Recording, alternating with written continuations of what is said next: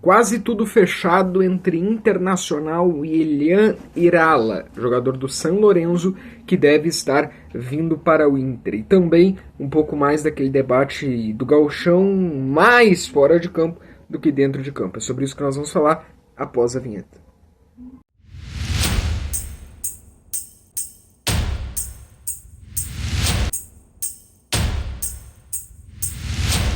Vamos começar falando então sobre Elian Irala, o meia jogador do San Lorenzo.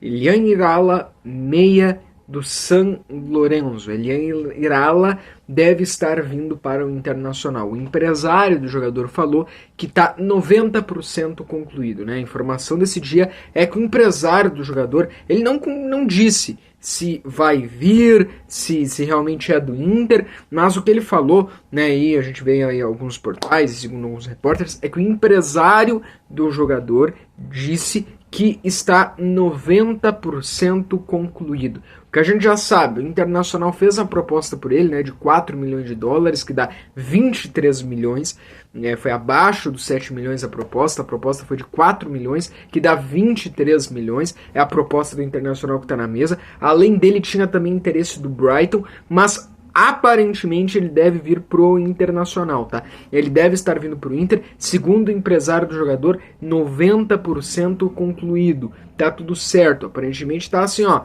questão só de assinar, falta só assinar, falta só aquelas últimas conversas. Elian Irala é quase fechado do Inter aí, tá? Tá praticamente fechado no Internacional. Se ele for anunciado antes das finais do Gauchão, ele não pode mais jogar Gauchão, mas seria um reforço aí para o Brasileirão, seria um reforço para a Libertadores, para a Copa do Brasil, para as demais competições que vem por aí. Eu confesso que eu, obviamente, não acompanho o São Lourenço, não acompanho, eu tenho certeza que tem gente aí que acompanha, eu não acompanho o São Lourenço, eu não acompanho o futebol do Elian Irala, para dizer, né, se realmente o que ele é, né?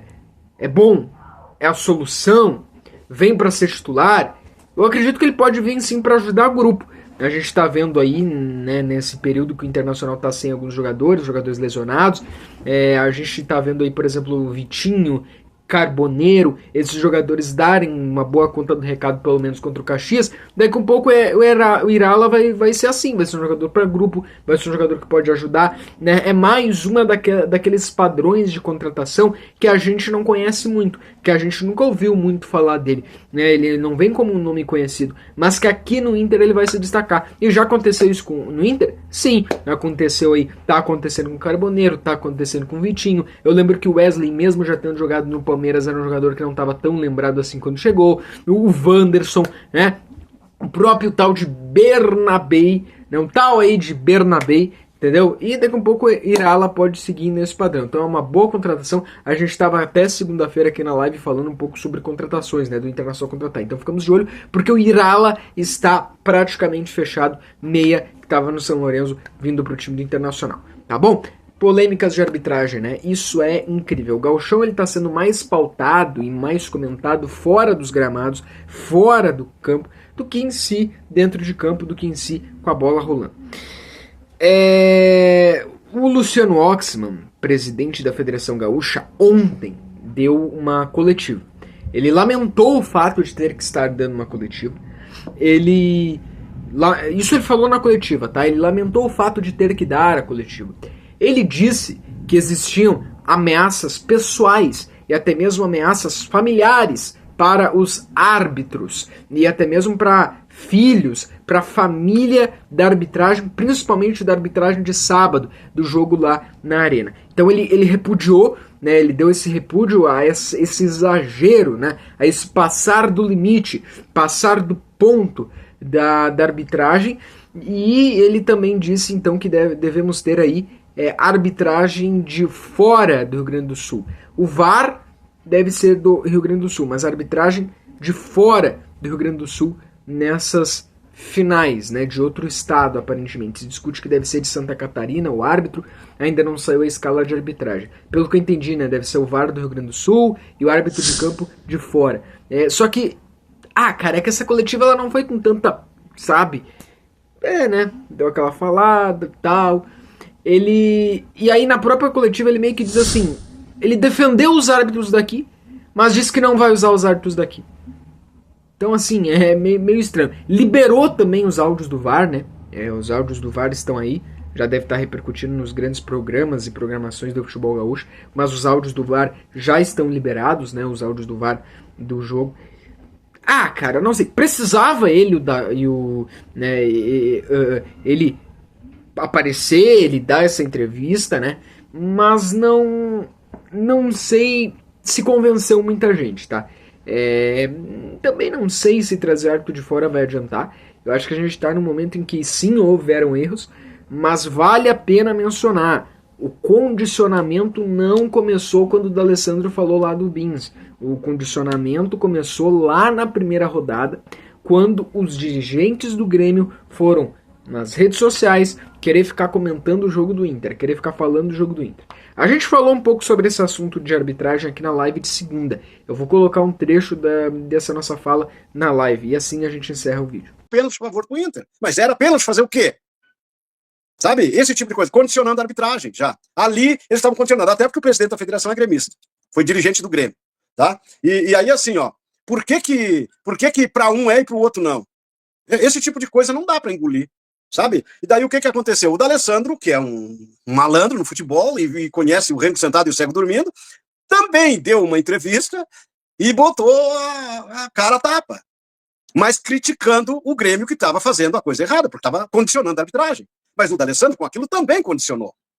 As duas coisas. Mas eu acho que o D'Alessandro fez certo. Porque se nós nos calarmos e deixar eles fazer acontecer, claro que eles vão botar o campeonato na mão do Grêmio. Então tem que existir. Eu disse, foi pênalti, teria que ter dado. Mas as reclamações deles foram mais coisas. Teve uma falta, eu olhei o jogo, teve uma falta no meio do campo, igual o pênalti. E ele deu a falta. Entendeu?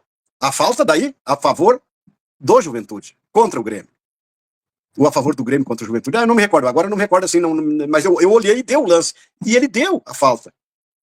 Acho que foi a favor do Juventude. Foi a favor do Juventude e ele apitou a falta. Mas foi lá no meio do campo. Mas a falta foi exatamente igual ao lance que ele não deu o pênalti, que o VAR também não deu. Sabe? Então por que fora é e dentro não? Esse tipo de coisa eles têm que melhorar, né, cara? Eles têm que ter o mesmo critério dentro da área como fora da área. Falta é falta, não interessa. Nesse mérito, mas eu tenho certeza que esse gauchão, ele ficou marcado por isso. Por quê? Porque esse gauchão ele tem um peso muito grande. Querendo ou não, mesmo o pessoal falando, não, porque a estadual não vale, não, porque não se valoriza, e tem gente que não gosta, tem gente que acha que não deveriam nem jogar boa parte, e aí divide opiniões, e mesmo muita gente dizendo, não vale nada, ou vale isso, ou vale aquilo vale mais do que isso, aquilo. Apesar que um dirigente do Grêmio falou que ele prefere o gauchão do que a Sul-Americana. Enfim, então, por mais que jornalistas e torcedores discutem muito o que vale o estadual, a verdade é que vale muito, porque tem aí o Grêmio que pode conquistar um octa, que eu acho que nem se compara a octa que o Inter conquistou, e aí não acho que... É histórico, claro, é histórico pela ser 8 anos, mas não é uma era histórica do Grêmio, né? Nesses 8 anos o Grêmio chegou até a cair pra Série B, enfim. Muitas vezes foi por muita incompetência do Inter, com caras tipo Medina, Miguel Ramírez, erros da direção, coisa do tipo, do que um Grêmio heróico. Mas tá, é o octa deles, beleza. E o Inter quer, obviamente, impedir esse octa, né? O Inter quer... Uma das missões do Inter é impedir o octa, e a outra é voltar a ganhar. Né? É uma vergonha em um estado que com todo respeito à Juventude e todos os outros clubes, né, o predominante é a dupla Grenal. É uma vergonha num estado que é a dupla Grenal, o Inter ficar quase 10 anos sem ganhar o estadual, né? Então, tudo isso tá em jogo. E é claro que isso é um dos motivos de estar esse fervor aí, né? Porque hoje em dia o gauchão tá dando mais debate fora do campo do que dentro do campo. E é assim desde a primeira rodada. Então, que nem muita gente diz que o Inter condicionou, que o D'Alessandro condicionou, não é verdade, né? Porque, na verdade, o D'Alessandro estava se defendendo. Né? O que de fato aconteceu. No jogo contra o Guarani de Bagé, no jogo contra o São José, no jogo contra a Juventude, existiram pênaltis de formas diferentes que foram corrigidos pelo VAR. Não ia ser dado em campo, mas o VAR chamou e o VAR corrigiu. Então, decisão acertada. Só que aí, o que aconteceu? Os dirigentes do Grêmio foram na rede social, e hoje com essa rede social isso fica muito maior, a reprodução, né, a repercussão de tudo, e aí eles foram lá, cada jogo do Inter comentar, sem meu VAR eu não consigo, esse gauchão vai ser muito longo, então condicionamento começou por parte deles, e também por parte da imprensa. Eu não sou, né, de ficar falando dessa questão, acho que a imprensa faz um excelente trabalho, mas é claro que a imprensa, alguns, por boa parte, condicionaram, né? A gente sabe que tinha influencers botando, São José foi roubado, não sei o quê. E aí o que acontece? O Inter tava quieto. O Inter não falava nada. Eu não lembro aqui do Barcelos ou de algum dirigente do Inter ir na coletiva falar da arbitragem, ou tentar se defender de acusações. Então é importante lembrar que quem começou com condicionamento, com acusação, foi o Grêmio, não foi o Inter. Aí quando o D'Alessandro vai lá, e eu acho que até alguns dizem que ele não deveria ter citado o nome do Daniel Bins por causa da pessoa e tudo. Beleza, dá pra discutir isso. E aí que ele foi criticado. Agora, querer dizer que o D'Alessandro condicionou a arbitragem, que o problema começou com o choro, entre aspas, do Inter, ou com o choro do D'Alessandro, aí não, né? Aí não pode. Os dois condicionaram. Né? O Grêmio no começo ali, né, o Inter deu reclamada também, mas quem começou não foi o Inter. Não, na realidade, Lucas, o D'Alessandro veio em defesa da arbitragem. Ele veio ali defender a arbitragem porque, na realidade, ninguém estava favorecendo o Inter. E aquele dirigente do Grêmio, o que fez foi acusar a arbitragem de vir favorecendo o Inter. E